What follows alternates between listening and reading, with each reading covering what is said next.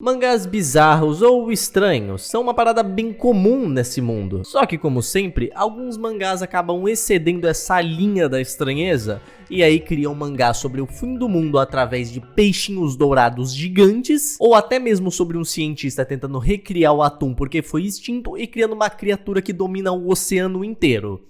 Hoje vai ser daí pra baixo. Então bora se aprofundar exatamente nisso, no mundo bizarro dos mangás. Só que antes o de sempre, né? Like e inscrição aí, meu lindão, pra fortalecer o conteúdo. E sem mais delongas, bora mergulhar direto no mundo obscuro e bizarro dos mangás.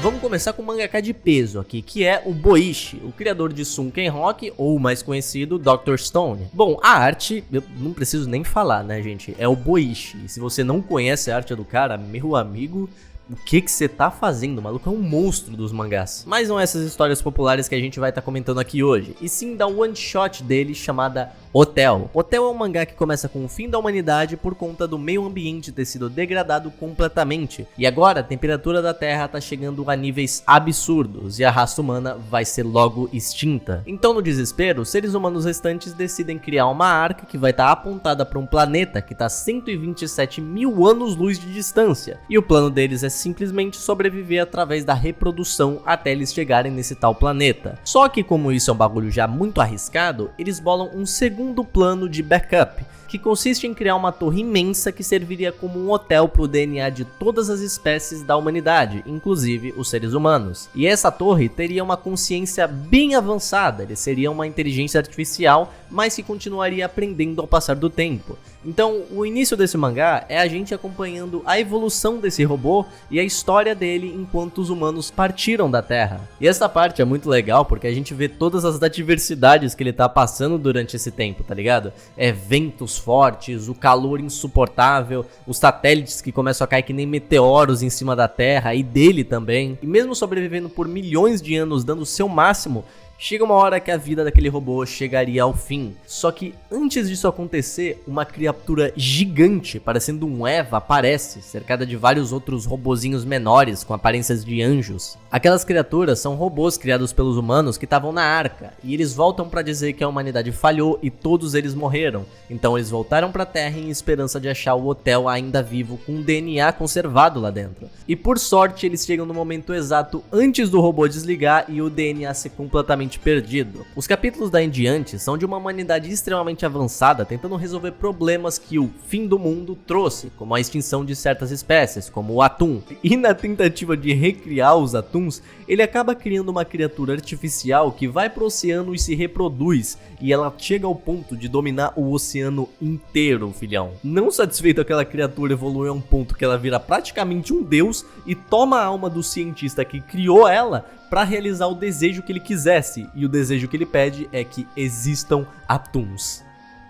Isso no capítulo 3, meus amigos. Eu não sei o que o Boichi fumou nesse dia, mas a história ela viaja muito mais que isso nos capítulos subsequentes, então eu recomendo demais a leitura de Hotel. Ainda falando de peixe, bora falar de Shibuya Goldfish, um mangá que ficou bem popular há uns anos atrás, mas com o passar do tempo foi perdendo brilho, e aqui tô eu pra reviver velharia, como sempre. O mangá consiste no protagonista Tsuki Oda vivendo sua vida normalmente, até que ele vê um peixinho dourado comendo a cabeça de um maluco. E daí pra frente só piora, quando ele chega na rua, ele não vê um cenário muito agradável, digamos assim. Nessa hora, filhão, é caos total. Todo mundo corre pra estação de trem pra tentar se esconder, mas os peixes já tinham entrado no trem, aí o trem descarrilha, atropela todo mundo e o que sobreviveu de gente começa a ser comida por peixes que estavam dentro dos vagões. Tem também peixe pequeno que mora dentro de ser humano pra se camuflar e entrar nas bases deles. E pra piorar, eles não conseguem nem fugir, porque eles estão presos numa vasilha de peixe que cobre a cidade inteira. O resto da história são os personagens lidando com essa ameaça. Assim, não vai ler esperando que seja um Junji Ito-like, porque não é, mas a história é muito boa e muito coerente, sempre escalando mais essa ameaça que são os peixes dourados, até chegar ao ponto onde eles estão enfrentando uma massa meio peixe, meio humana, no naipe Akira, tá ligado?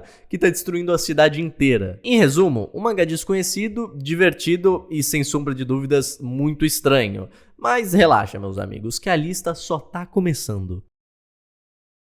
Agora vamos partir pra loucura de verdade com Ultra Heaven. E é sério, eu nunca li um mangá tão estranho e maluco quanto esse, e eu não tô nem exagerando, filhão. Ultra Heaven é um mangá que se passa numa realidade onde os alucinógenos são uma coisa completamente normal. Eles são vendidos e comercializados em qualquer lugar, desde que essa pessoa tenha uma licença médica pra isso. A história então acompanha o protagonista Kabu, um cara que usa tanto os permitidos quanto os ilegais, e no início, pra gente conhecer o personagem dele, ele já mete uma na veia chamada Peter Pan, e ele fica loucaço de energia indo pra um banho futurista, sei lá, parece uma máquina de lavar. O mangá tem uma arte incrível e ele emula muito bem a sensação de estar loucaço, tá ligado? Tipo, quando o Kabu vai num bar e ele experimenta um coquetel especial que dá a sensação dele estar renascendo. E os painéis que a gente vê durante essa hora são, cara, eu não sei nem explicar direito o que eu tô olhando. Todo capítulo mostra ele tendo uma brisa diferente, a maioria delas são bem ruins, tá ligado?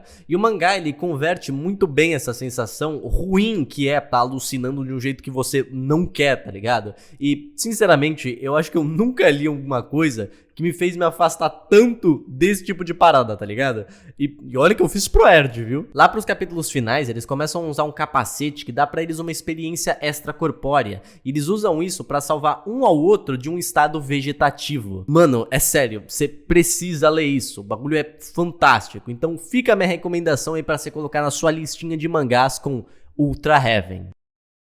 Chainsaw Man é um mangá bem bizarro por si só, né? Se você tá acompanhando os novos capítulos, você viu o Demônio Barata. Eu não consigo superar o Demônio Barata, ele é...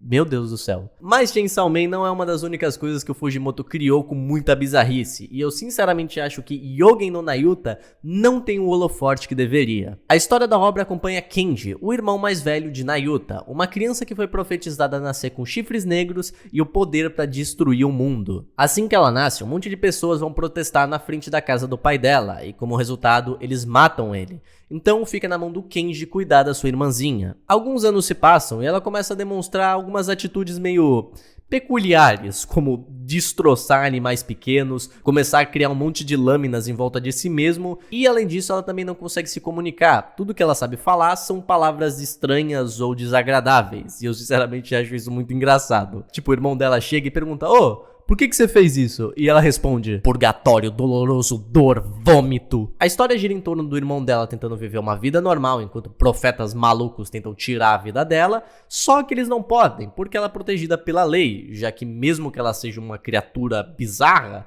ela ainda é humana, e as leis protegem os humanos. Só que mesmo com a lei do lado deles, o Kenji ainda sofre preconceito por ser irmão da criança profetizada, e ele não consegue arrumar emprego ou ter uma renda fixa pra cuidar dela. A Nayuta, vendo ele triste, tenta ajudar, só que do jeito dela, que consiste em empalar um monte de vacas com as suas espadas e levar pra ele cozinhar. Mas é claro que isso não dá bom, né? Ele acaba levando uma surra e isso deixa a Nayuta tão pistola que ela eleva os seus poderes a um ponto que mãos gigantes com espadas começam a sair do céu e iam destruir a humanidade. E o final, vocês descobrem por si só. Mas Nayuta, além de fofo, é um mangá bem tocante. E o Fujimoto sabe como guiar uma história e colocar aquela bizarrice que ele é muito bom em criar. Agora, pra fechar o vídeo, vamos com o mangá Frankenframe, uma obra que eu tinha um certo preconceito por conta dessa protagonista. Eu sinceramente achava que era um mangá super pastelão de gore barato, tá ligado? Mas o que eu encontrei foi algo sinceramente muito bom. O mangá aborda Frame, uma criação do biólogo do inferno Madaraki, um cara que depois de fazer vários experimentos em seres humanos, conseguiu criar monstros e criaturas distorcidas. Mas a Frame acaba se destacando porque além dela ser bem consciente, ela também sabe fazer as mesmas operações, ou quase isso. Por exemplo, um pai desesperado por perder o seu filho vai até ela com esperança que ela consiga reviver ele, e ela revive, colocando a cabeça do filho e conectando o cérebro dos dois para que eles compartilhem as memórias e cresçam juntos. Mas ele tá vivo, né? Frankenframe é um mangá muito divertido porque ele é episódico, e vocês sabem que eu adoro coisas episódicas. Tipo, eles apresentam um problema no primeiro capítulo e no final do capítulo já tá resolvido com conclusão, bizarrice e tudo. Tirando mais pra frente que tem uns arquinhos e pá, mas é bem episódico até o final. Por exemplo, no capítulo que ela coloca a cabeça de uma adolescente numa lagarta só pra ela entrar num casulo, renascer como humana normal e comer o par romântico dela por nutrientes. Já no outro, ela coloca a vida numa cabeça decapitada fada e colocar dedos pra ela poder andar e transforma uma espiã que tava tentando arruinar o trabalho dela em um cachorro humano. A história desse mangá, por mais que pareça simples demais e difícil de se sustentar por muito tempo, ele tem lá pros 70 capítulos, tá ligado? E eu te garanto que você vai gostar todos eles, tá ligado? Porque o mangá ele sempre consegue achar um jeito muito criativo de te surpreender com essa temática bizarra. A arte da Fran e de alguns personagens serem de bonequinhos de anime clichê é uma parada muito legal, porque entra em contraste com um gore extremamente detalhado, as criaturas bizarras que o mangaka cria.